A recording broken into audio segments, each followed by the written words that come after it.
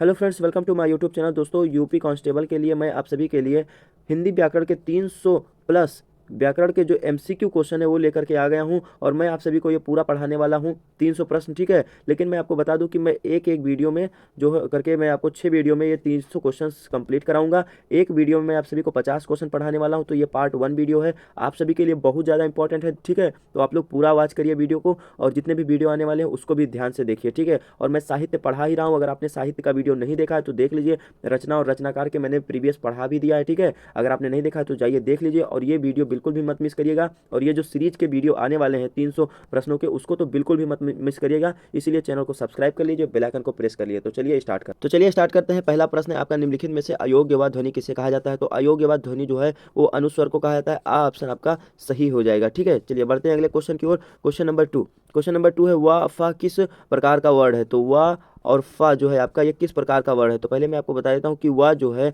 ये व्यंजन है, अंतस्य व्यंजन, और फा जो है आपका यह व्यंजन है आपका ओष्ठ व्यंजन। क्या है? ये आपका ओष्ठ व्यंजन है, किंतु ये दोनों जो हैं वो अलग भी हैं। तो ये आपके दंतोष्ठ व्यंजन भी ये दोनों आते हैं। ठीक है, दंतोष्ठ प्रकार के व्यंजन भी ये आते हैं। तो आपका ऑप्शन जो है यहाँ पर सही हो जाएगा। और मैं आपको बता देता हूँ कि जैसे सामान्य ज्ञान और सारी चीज़ें एमसीक्यू पढ़ते हैं तो ABCD रहता है, लेकिन ये आप हिंदी का व्याकरण पढ़ रहे हैं तो इसके जो विकल्प हैं वो आ भाषा में लिखे हुए हैं। ठीक है, तो कंफ्यूज मत होइएगा। देखिए प्रश्न नंबर 3 है, ध्वनि किसकी लघुत्तम इकाई है? ठीक है, लघुत्तम इकाई जो है ध्वनि की क्या होती है? तो भाषा होती है। बा ऑप्शन है, यानी कि बा विकल्प आपका सही हो जाएगा। ठीक है, प्रश्न नंबर 4 है, इनमें से कौन सा स्पर्शी व्यंजन है? ठीक है, इनमें से स्पर्शी व्यंजन कौन सा है? का वर्ग, पा वर्ग, ता वर्ग। तो ये तीनों जो है स्पर्शी व्यंजन है, यानी आपका द ऑप्शन सही हो जाएगा। ठीक है, क्वेश्चन नंबर 5। तो ये क्वेश्चन नंबर 5 है, का कौन सा व्यंजन है? का जो है ये किस प्रकार का व्यंजन है? तो कंठस्थ व्यंजन है। ठीक है, क्या है? कंठस्थ व्यंजन। द विकल्प आपका सही हो जाएगा। अगला प्रश्न है आप सभी का, प्रश्न है 4 और प्रश्न है 6 नंबर। ठीक है, उच्चारण के स्थान की दृष्टि से का वर्ग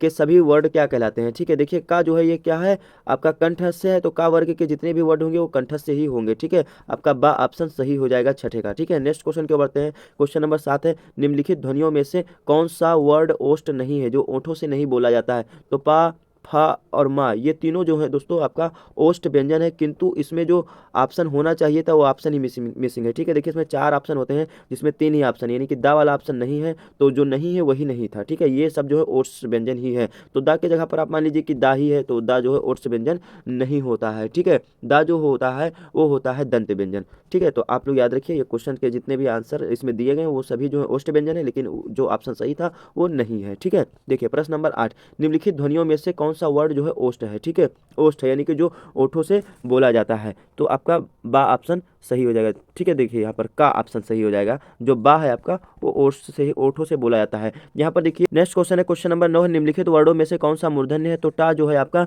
मूर्धन्य, यानी आपका सा विकल्प सही हो जाएगा। अगले प्रश्न की ओर बढ़ते हैं। प्रश्न नंबर 10 है, निम्नलिखित वर्डों में से कौन सा मूर्धन्य है? ठीक है, निम्नलिखित वर्डों में से आपका कौन सा जो है मूर्धन्य है? तो जा जो आपका जो इसमें देखिए दोस्तों ये क्वेश्चन दरअसल मिसिंग है। ठीक है, प्रश्न नंबर 10 जो है ये आपका रॉन्ग है, इसके ऑप्शन रॉन्ग है। तो मैं आपको बताता हूँ सही करके। देखिए पूछ रहा है कि मूर्धन्य कौन से हैं, तो इसमें जितने भी हैं कोई भी मूर्धन्य नहीं है। ठीक है, मूर्धन्य की बात करें तो मूर्धन्य के जो शब्द यानी कि वर्ड होते हैं टा, ठीक है, ठा, फिर ये भी होता है आपका ड़ा भी होता है और डा भी होता है। ठीक है, और उसके कैटेगरी में ये भी आ जाते हैं। तो आप लोग ये याद रखिए कि ये मूर्धन्य व्यंजन है। हालांकि ये जो जितने भी ऑप्शन दिए गए हैं वो ऑप्शन आपके मूर्धन्य नहीं है। सा जो है आपका उष्मा व्यंजन है, और यहाँ पे जो ये पिक्चरवा सा बना है यानी कि षटकोण वाला सा, ये भी आपका उष्मा व्यंजन है। ठीक है, जा आपका तालव्य व्यंजन है, ता आपका दा जो है आपका दंतस्य व्यंजन है। ठीक है, तो आपके मूर्धन्य व्यंजन इसमें नहीं दिए गए, जो मैंने आपको भी बता दिया। अगर नहीं समझ में आया तो वीडियो को थोड़ा बैक करिए और ध्यान से देखिए। ठीक है,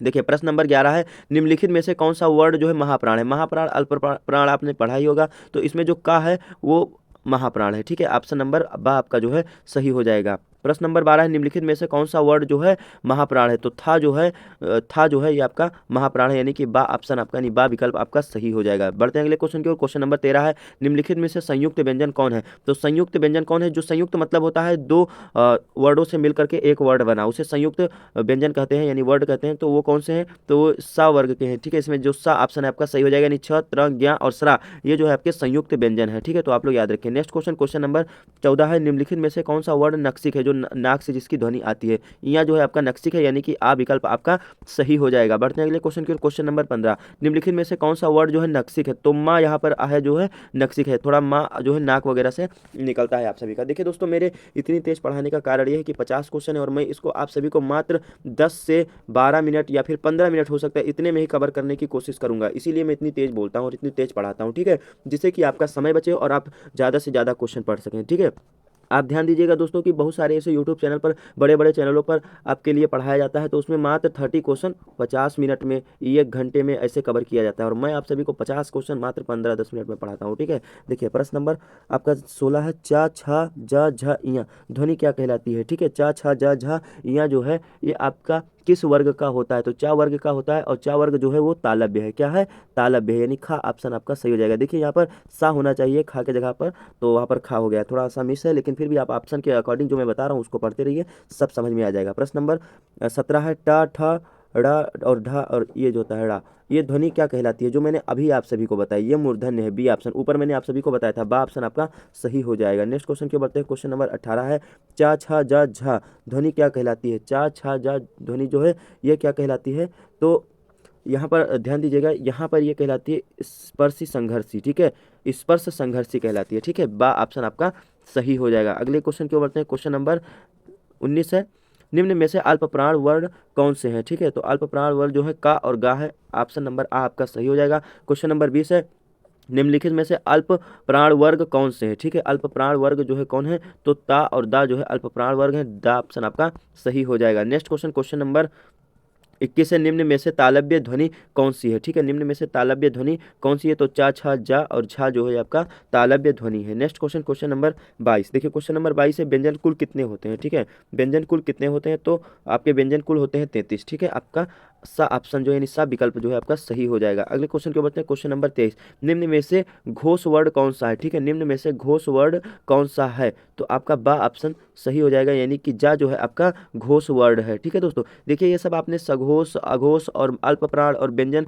कौन से, ये सब नहीं पढ़े जो मैं बता के आया हूँ, तो इसका लेक्चर वीडियो मेरे चैनल पर है, तो आप जा करके हिंदी वाले प्लेलिस्ट में देख सकते हैं, पूरा प्लेलिस्ट मैंने बना रखा है, ठीक है, तो वहाँ से आप लोग इसे पढ़ सकते हो, फिर एमसीक्यू आसानी से समझ सकते हैं। मेरे ऑप्शन बताने से पहले आप ऑप्शन बता देंगे अपने आप ही, ठीक है। देखिए प्रश्न नंबर 24 से, निम्न में से घोष वर्ड कौन सा है? ठीक है, निम्न में से घोष वर्ड जो है ये कौन सा है? तो घोष वर्ड जो आपका है बा ऑप्शन, यानी कि गा और घा जो है आपके घोष वर्ड है। देखिए यहाँ पर उत्तर भी लिखा हुआ है, ठीक है, किसी किसी में लिखा हुआ है, हालांकि सब में आपको नहीं मिलेगा। देखिए प्रश्न नंबर 25 है आपका, हिंदी वर्णमाला में मूल स्वर कितने होते हैं? ठीक है, हिंदी वर्णमाला में मूलतः स्वर कितने होते हैं? तो 25 का आपका सा ऑप्शन सही हो जाएगा, नहीं ये गलत क्वेश्चन है, ठीक है। स्वर जो है आपके कितने होते हैं? अरे मूलतः स्वर आपके 13 होते हैं ना, ठीक है, तो 13 होते हैं, ये आप लोग याद रखिए, ये गलत है, ठीक है। चलिए अगले क्वेश्चन की ओर बढ़ते हैं, क्वेश्चन नंबर 26 की ओर, ठीक है, जो गलत होगा उसको मैं बता दूंगा, ठीक है, आप सभी को। देखिए 26, निम्न में से महाप्राण वर्ग कौन सा है? ठीक है, निम्न में से महाप्राण वर्ग कौन सा है? तो आपका आ ऑप्शन सही हो जाएगा, सा और षटकोर सा ये दोनों जो है आपके महाप्राण है, ठीक है, यानी देर लगता है इसको बोलने में। प्रश्न नंबर 27 है, छा झा किस प्रकार का व्यंजन है? छा और झा जो है ये किस प्रकार का व्यंजन है? तो स्पर्श संघर्षी व्यंजन है, ठीक है, आ विकल्प आपका सही हो जाएगा। नेक्स्ट क्वेश्चन को बढ़ते हैं। क्वेश्चन नंबर 28, शब्दकोश में कौन सा शब्द सबसे पहले आएगा? ठीक है, शब्दकोश में कौन सा शब्द सबसे पहले आएगा? तो सबसे पहले जो आता है वो कांच आता है, ठीक है, आपका सा ऑप्शन जो है वो सही हो जाएगा, ठीक है। नेक्स्ट क्वेश्चन की ओर बढ़ते हैं। क्वेश्चन नंबर 29, क्वेश्चन नंबर 29 है, हिंदी वर्णमाला में अयोग्य वाह ध्वनि की संख्या कितनी है? ठीक है, ये आपको बताना है, अयोग्य वाह ध्वनि जो है वो कितनी होती हैं, ठीक है, तो ये आपका सही आंसर हो जाएगा सा 2, ठीक है, 2 ध्वनियाँ होती हैं। नेक्स्ट क्वेश्चन की ओर बढ़ते हैं। क्वेश्चन नंबर 30, देखिए 30 क्वेश्चन मैंने आपको कंप्लीट करा दिया, अगर आपने चैनल को नहीं सब्सक्राइब किया तो चैनल को सब्सक्राइब कर लीजिए, ठीक है, आपके लिए बहुत इंपॉर्टेंट होगा। देखिए क्वेश्चन नंबर 30 है, ओ का उच्चारण होता है, ठीक है, ओ का जो उच्चारण है वो कहाँ से होता है? तो होता है कंठ ओष्ठों से, ठीक है, कंठ ओष्ठों से, यानी कि दा विकल्प आपका सही हो जाएगा। अगले विकल्प की अगले प्रश्न की ओर बढ़ते हैं। उससे पहले मैं आपको बता देना चाहता हूँ दोस्तों कि यहाँ से जो है ये ग्रामर का जो संज्ञा वगैरह और उस भाववाचक ये वाला कैटेगरी का क्वेश्चन जो होता है वो आने वाला है। ठीक है, आप तक आपने अभी तक यहाँ तक ये वर्ड वगैरह के बारे में पढ़ा, अब जो है आप सभी का अलग क्वेश्चन है। ठीक है, देखिए क्वेश्चन क्या है, 31 नंबर क्वेश्चन है, सदैव एक वचन में कौन सी संज्ञा होती है, यानी हमेशा एक वचन में जो है वो कौन सी संज्ञा होती है, तो भाववाचक संज्ञा होती है। ठीक है, नेक्स्ट क्वेश्चन की ओर बढ़ते हैं। क्वेश्चन नंबर 32 है, जातिवाचक संज्ञा का उपभेद है, जातिवाचक संज्ञा का उपभेद है द्रव्यवाचक। ठीक है, बा विकल्प आपका सही हो जाएगा। ये बहुत इंपॉर्टेंट क्वेश्चन है दोस्तों, अब जो आपके क्वेश्चन आने वाले हैं। ठीक है, चलिए नेक्स्ट क्वेश्चन है क्वेश्चन नंबर 33। उसके ऊपर देखिए आप ध्यान दीजिए, लिखा है रेखांकित पदों में संज्ञा का नाम बताइए। ठीक है, संज्ञा क्या है ये आपका जो है नाम बताना है। ये पैसे लिखा था जहाँ का ये क्वेश्चन है, कॉपी पेस्ट किया है मैंने। ठीक है, देखिए प्रश्न नंबर 33 है, महामना जी ने हिंदू विश्वविद्यालय की स्थापना की। ठीक है, काशी हिंदू विश्वविद्यालय की महामना जी ने जो है स्थापना की। इसमें कौन सी संज्ञा है, तो इसमें व्यक्तिवाचक है। एक व्यक्ति थे महामना, पंडित मदन मोहन मालवीय, जिनको महामना की उपाधि मिली, तो ये व्यक्तिवाचक संज्ञा है। ठीक है, संज्ञा की बात की जा रही है। देखिए प्रश्न नंबर 34 है, देश में अनेक विभीषण पैदा हो गए। ठीक है, देश में अनेक विभीषण पैदा हो गए, तो ये कैसा होगा, विभीषण एक जाति का बोध करा रहा है। यहाँ पर व्यक्ति का तो बात है लेकिन वो जाति का बोध करा रहा है। जैसे मान लीजिए विभीषण अपने भाई के साथ गद्दारी किया था, तो उसमें कोई और भी तो हो सकता है, जैसे मान लो सोनू भी हो सकता है,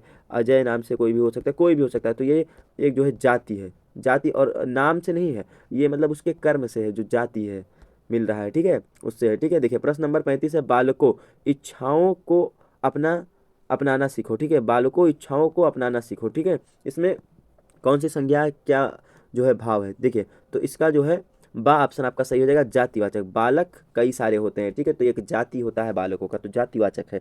ठीक है, जातिवाचक संज्ञा, संज्ञा आपके लिए बहुत इंपॉर्टेंट है। प्रश्न नंबर 36 है, सोहन किसकी सोहन किसी की बुराई नहीं करता है। ठीक है, सोहन किसी की बुराई नहीं करता है, तो सोहन किसी की बुराई नहीं करता है, तो ये एक भाववाचक संज्ञा है। ठीक है, एक भाव प्रकट हो रहा है इसको बोलने में। ठीक है, अब देखो पांडव दुर्योधन की चालों को समझ गए। ठीक है, पांडव जो है वो दुर्योधन की चालों को समझ गए, तो पांडव एक नहीं थे, 5 थे। ठीक है, तो एक ये जातिवाचक के अंतर्गत आता है, आपका सा ऑप्शन जो है सही हो जाएगा। ठीक है, प्रश्न नंबर 38 है, गुरु जी का व्याकरण आज भी प्रमाणिक है। ठीक है, गुरु जी का व्याकरण जो है आज भी प्रमाणिक है, तो ये जो है आपका व्यक्तिवाचक हो जाए, एक किसी पार्टिकुलर व्यक्ति के लिए बात कही जा रही है। ठीक है, पाणिनि जो है संस्कृत व्याकरण के प्रसिद्ध जो है आचार्य थे, तो आप लोग याद रखिएगा। प्रश्न नंबर 39 है, गीत के सपनों का सौदागर आया। ठीक है, गीत के सपनों का सौदागर आया, इसमें जो है सपनों का सौदागर एक जाति होती है, तो जातिवाचक की बात की जा रही है, आपका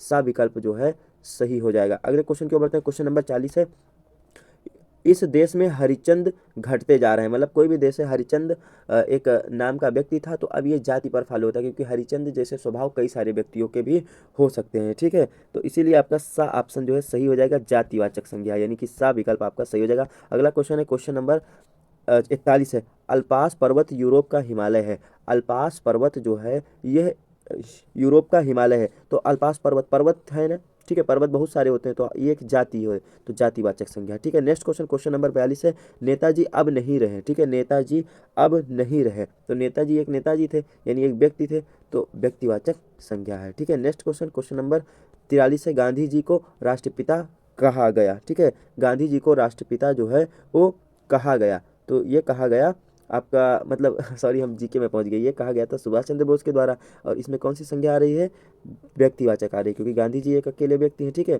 इसीलिए ये व्यक्तिवाचक संज्ञा है। ठीक है, प्रश्न नंबर आपका 44 से छात्रों को अपनी लिखावट पर ध्यान देना चाहिए। ठीक है, छात्रों को अपनी लिखावट पर ध्यान देना चाहिए, तो एक भाव की संभावना व्यक्त की जा रही है, यानी भाववाचक जो है संज्ञा सा प्रश्न आपका प्रश्न का सा विकल्प सही हो जाएगा। अगला क्वेश्चन है 45, आजकल भारतीय पहनावा बदल रहा है। ठीक है, आजकल भारतीय पहनावा जो है ये बदल रहा है, ये भी एक भाव है, यानी कि सा विकल्प आपका सही हो जाएगा। ठीक है, चलिए नेक्स्ट क्वेश्चन क्वेश्चन नंबर 46, देखिए क्वेश्चन नंबर 46 है, मानव के दिलों में ईर्ष्याएं ठीक है बढ़ती जा रही हैं। ठीक है, ये भी आप सभी का क्या होगा, ये जातिवाचक, मानव की बात आ गई ना, मानव बहुत सारे हैं, भावना भी प्रकट हो रहा है लेकिन जाति की बात आ रहा है। ठीक है, तो जातिवाचक संज्ञा है। प्रश्न नंबर 47 है, संज्ञा के रूप में परिवर्तन किसके द्वारा नहीं होता है, ठीक है। संज्ञा के रूप में परिवर्तन किसके द्वारा नहीं होता है, तो पुरुष के द्वारा जो है नहीं होता है। आपका द ऑप्शन सही हो जाएगा। नेक्स्ट क्वेश्चन, क्वेश्चन नंबर 48 है, अर्थ के आधार पर संज्ञा के कितने भेद होते हैं। अर्थ के आधार पर संज्ञा के जो भेद हैं